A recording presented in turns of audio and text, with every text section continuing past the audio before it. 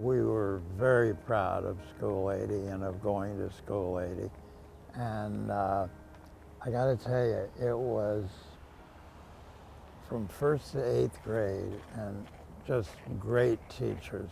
Vonnegut later said, he said, you know, Dan, you and I were beneficiaries in a weird way of discrimination against women, because when we were growing up, the brightest women, the main thing open to them was to be nurses or teachers, and they were fabulous, just amazing teachers. This was probably the most stable 8 years of my entire life, going to this school, and also that it had a school paper, and that's where I was first published, the Rippler, the school paper of School 80. So I love it.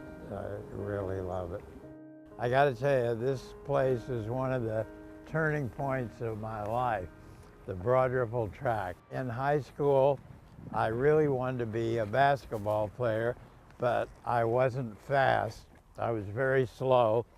But, you know, the principal would always come out and say, any boy who has guts and dedication can be a distance runner, because that's all it takes.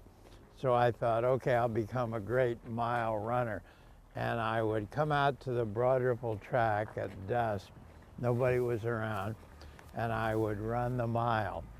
And I was so serious, I even bought a stopwatch. And in those days, like, if you ran the mile in 5:30 or anything under 6 minutes, you could make the freshman team. So after practicing, I got the stopwatch. I timed myself in the mile, and my time was 7:02. And I figured my grandmother could run it in that. So I thought, oh, it just needs more guts and dedication, so I practiced more. And after I'd practiced more, I ran again, timed myself, and my time was 7 minutes flat.